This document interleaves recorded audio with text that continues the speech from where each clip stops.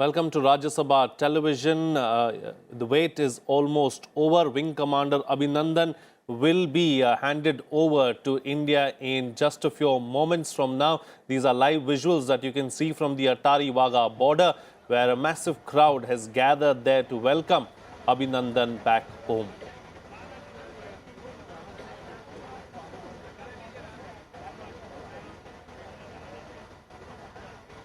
These are live visuals that you can see on your screens right now. In fact, the decision was taken in the afternoon yesterday when Prime Minister of Pakistan, Imran Khan, in fact, addressed Parliament and said that Pakistan would go ahead and hand over Wing Commander Abhinandan to India. Wing Commander Abhinandan, flying his MiG-21 Bison aircraft, crashed and ejected and landed in Pakistan in a dogfight that took place between Indian jets and Pakistani F-16 planes that were used in that ambush attack. The Pakistani fighter jets, in fact, entered into Indian airspace, dropped a few bombs outside military establishments in an unsuccessful attempt to try and destroy them.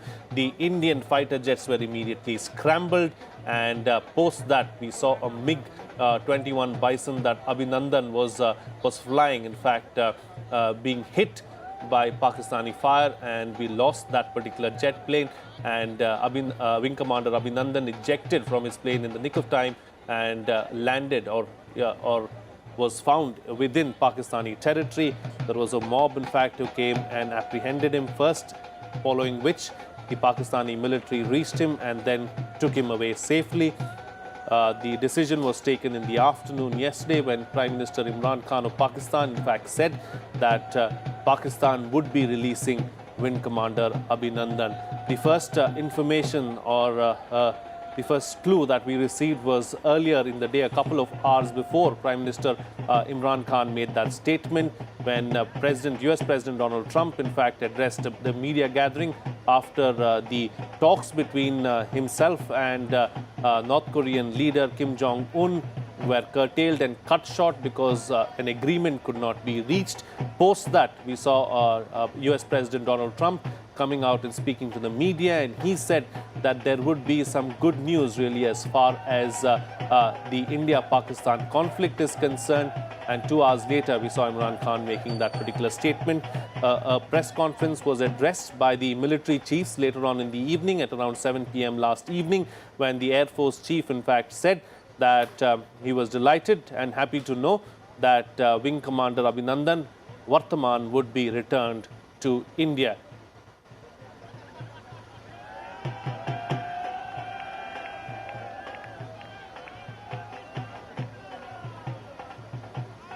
And with me on the program right now, I have B.S. Prakash, former ambassador, and Professor Swaran Singh, School of International Studies, JNU as well.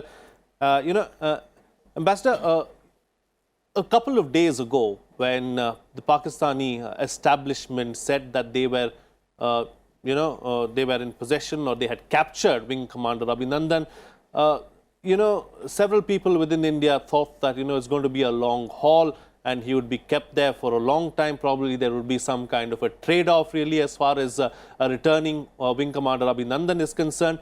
What seems to have changed really? What has brought about this, sudden change in the Pakistani establishment where they decided to return him immediately?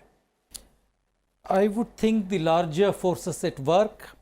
I think the fact that there is this concern internationally as well as in both our countries, but internationally, about the dangers of escalation, about the emphasis on de-escalation, and major countries in the world being involved in watching this, monitoring it, and being concerned about it, I think has played a role.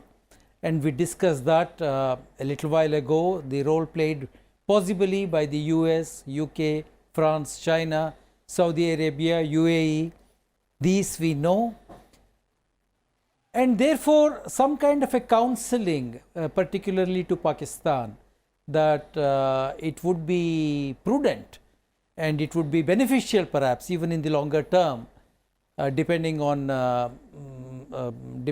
how things pan out, to make a good gesture to resolve this problem and to convey a gesture that might have played a role. We can only speculate about the dynamics between Prime Minister Imran Khan and the Pakistani army and the ISI. This is always an important issue, but an unknown issue to us. What is their game plan going forward?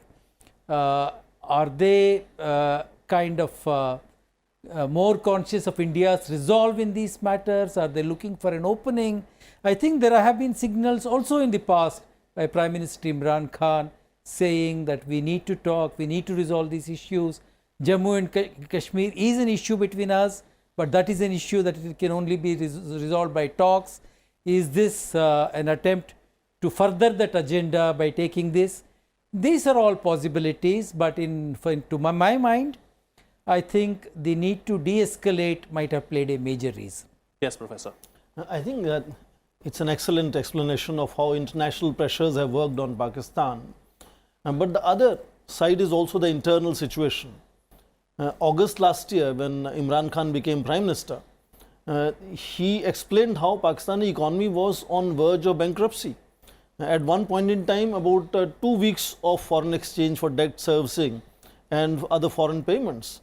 And he's been constantly traveling to places seeking financial bailout packages. And of course, Saudi Arabia was the first one in October to offer about $6 billion of package, 3 for the energy and 3 for repayments, etc., followed by Qatar in November, offering a similar $6.2 billion. And now, of course, Crown Prince came from Saudi Arabia and some contracts are signed for about $20 billion. So internally, they are at also such a fragile situation that any escalation would first make foreign investors run away from there.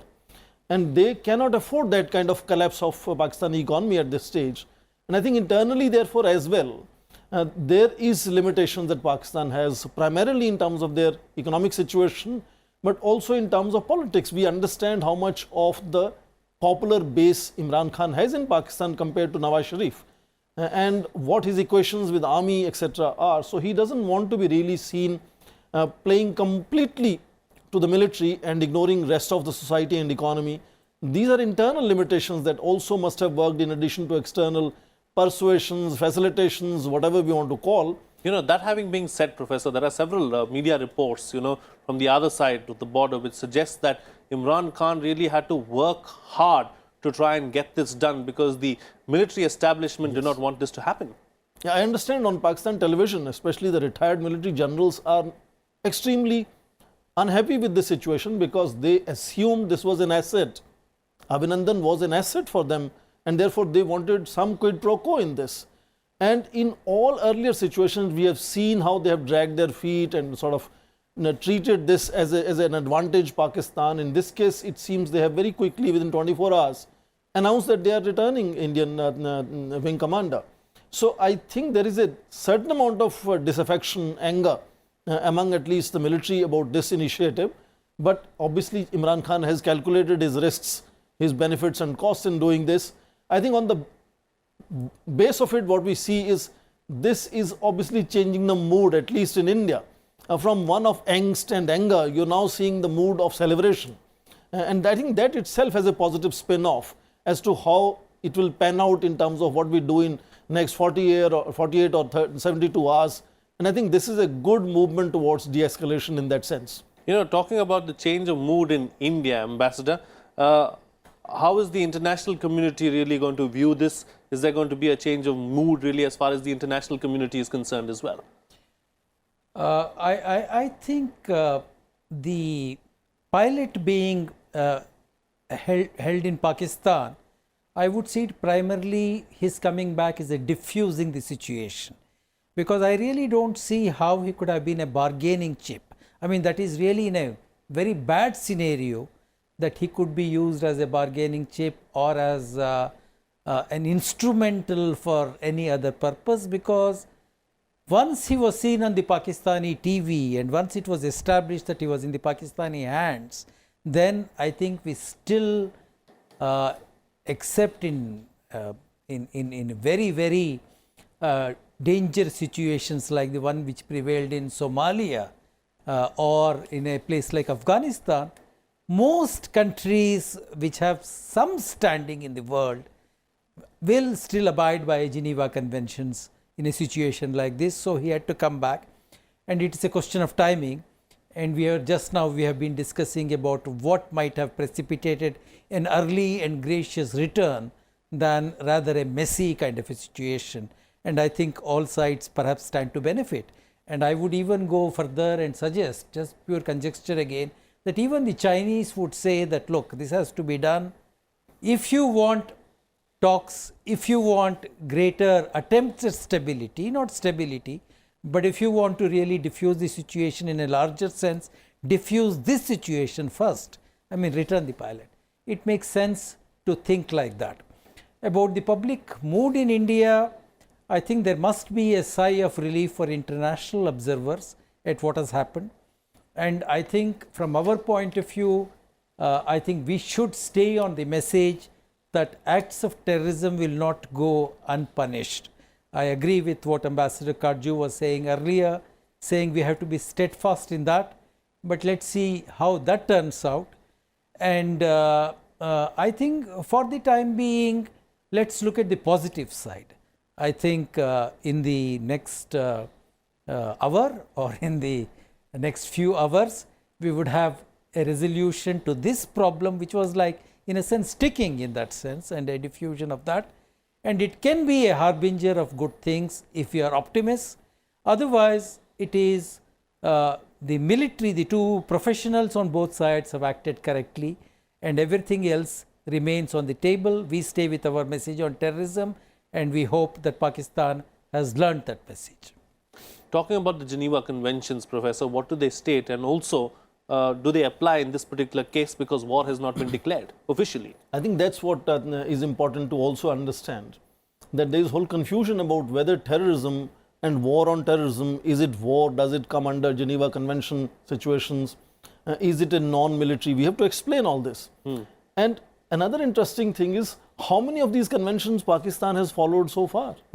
So I think in that sense there is a change on the ground here, that if they are willing to follow Geneva Convention and take care of Indian Wing Commander and sort of return him in time, that is a change in that sense.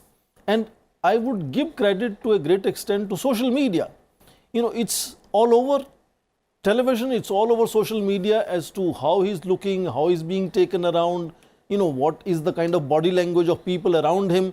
That creates itself a huge amount of pressure of public opinion as to how is he being treated there.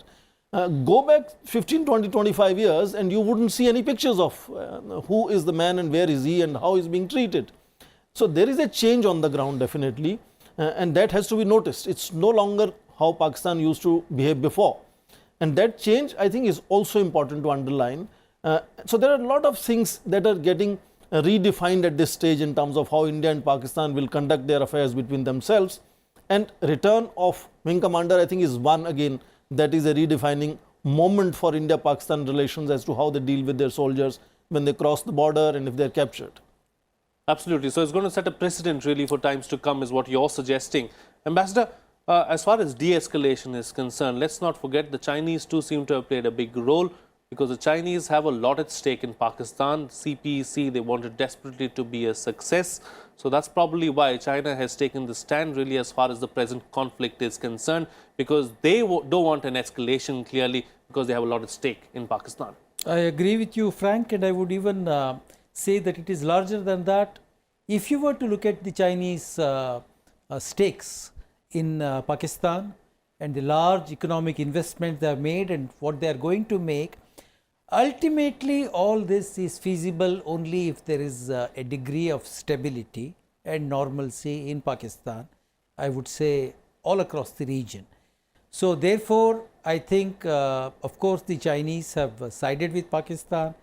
Clearly they have furthered Pakistan's agenda in very many ways, but going ahead, I think a region which is unpredictable, unstable, and also there is a difference between a military balance and military adversaries on two sides, and these non-state actors causing havoc and damage.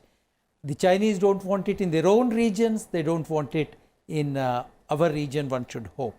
So therefore, I think in a situation like this, it is not surprising that the Chinese too would look at de-escalation as a positive step.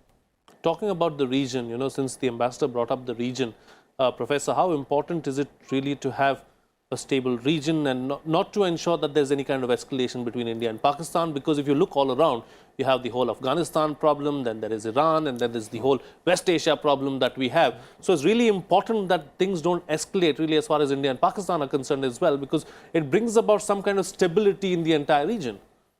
I think in this case, statements that have come out from Nepal, which is currently the chair of South Asian Association for Regional Cooperation, is interesting. And they have repeatedly underlined that problem of India and Pakistan is not limited to just two countries. And that is understood primarily because terrorism is a global problem. It can have implications for not just this region but beyond.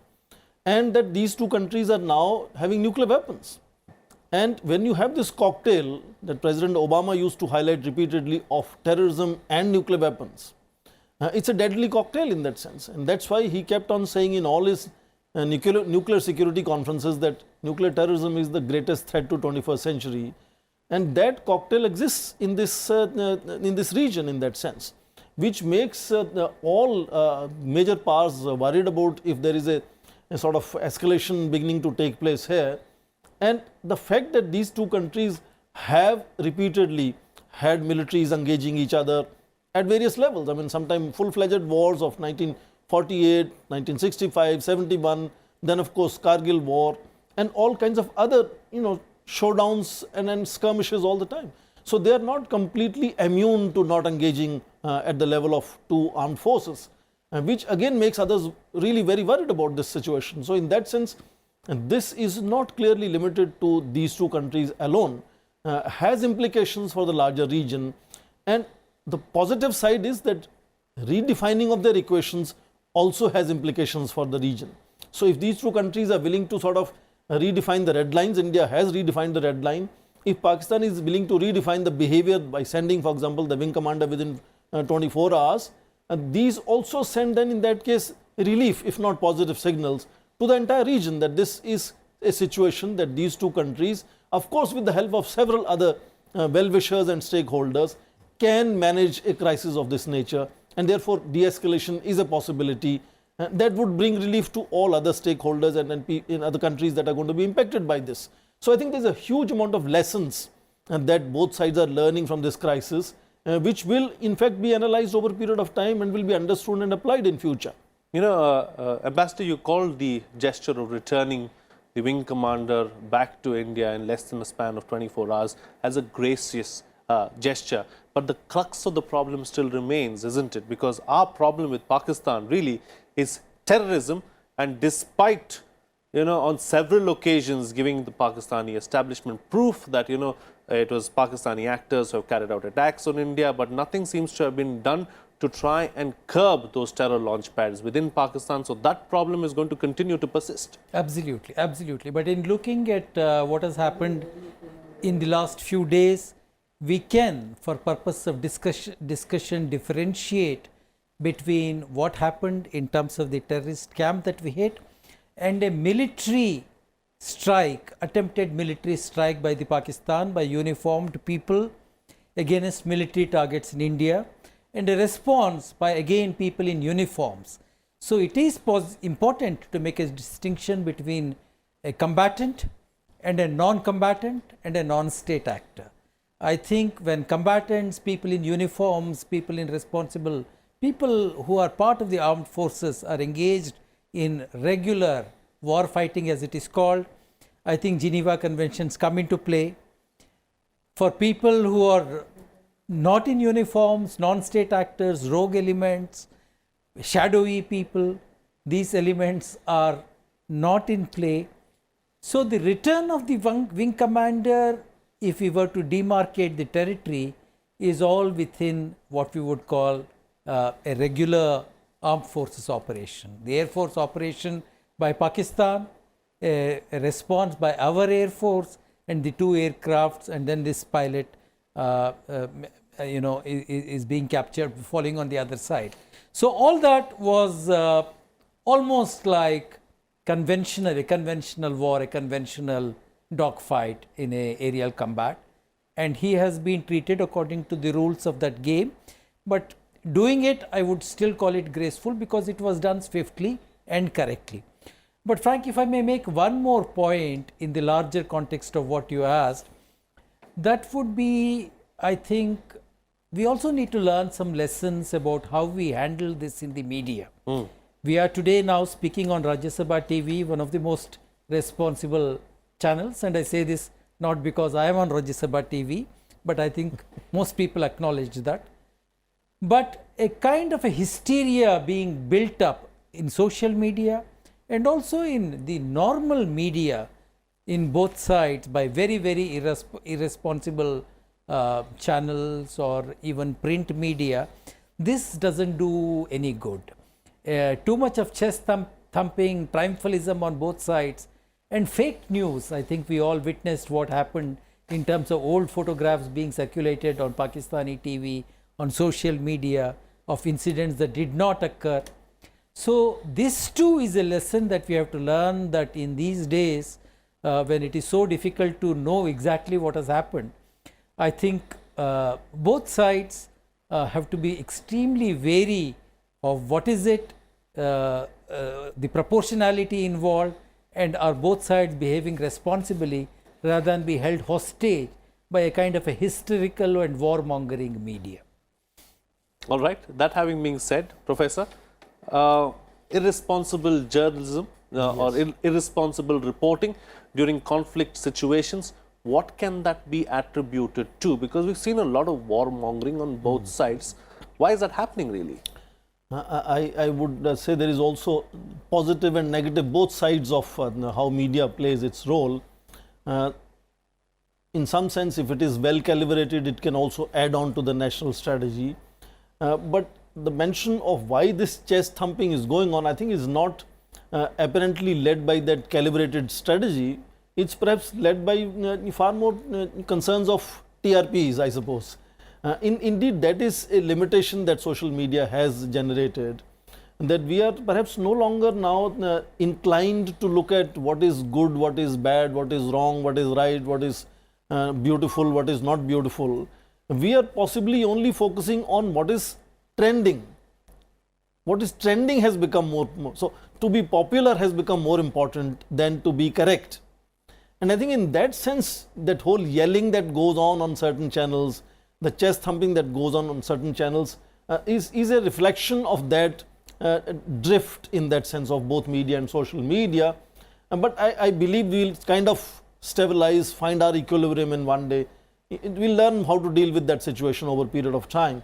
But this is a kind of a deviant behavior which I suppose is only transitory and is not going to last forever. All right.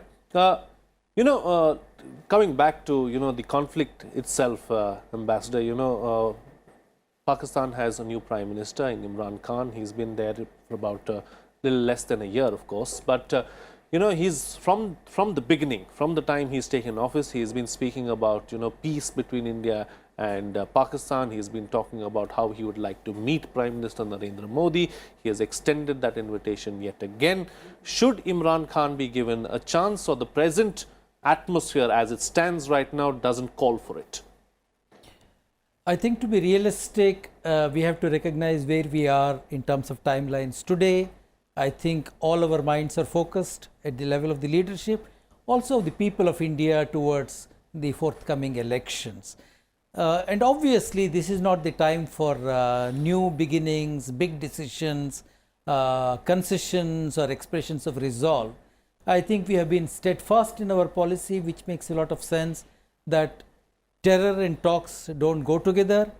That means that big decisions in terms of all the agenda that we have with Pakistan, 7, 8 big issues, this is not the time to begin. A time will come perhaps, and then we have to visit this issue of, has the cycles of violence come down, have acts of terrorism ceased, are we kind of hoodwinking everybody by on the one hand calling for talks, calling for these meetings, and at the same time a parallel track of terrorism goes on. This is something to be judged at that stage. That apart, we are acutely conscious in India that what Imran Khan has said, which sounds good, this is not the first time that this happened. This happened with Parvez Musharraf, this happened with Nawaz Sharif, I think Prime Minister Vajpayee, Prime Minister Manmohan Singh, Prime Minister Modi, all took extraordinary gestures in responding to it, unilateral gestures sometimes, only to be disappointed time and again. So, I think these are issues that we have lived with, these are issues that we will again have to confront and think seriously, but in the immediate context, I think for the next 2-3 months, I think the status quo will continue, and we have to hope that this particular cycle of violence, of action on the ground which upsets everybody and which causes a setback, hopefully will come to an end with the return of this pilot, which is like more like a event which should facilitate a return to relative normalcy for some time. All right. All right. We still don't have any official word as to when Wing Commander Abhinandan will in fact be brought to the Attari-Wagah border. We will continue to track those developments, and as soon as we get any word of the Wing Commander being brought back, we'll beam across those images live for you once again and bring you up to date with the latest. For the time being, of course, a big thank you to Ambassador Prakash and Professor Swaran Singh for joining me on the program and putting things into perspective for us. Our programming will continue, but do stay tuned to Rajya Sabha Television.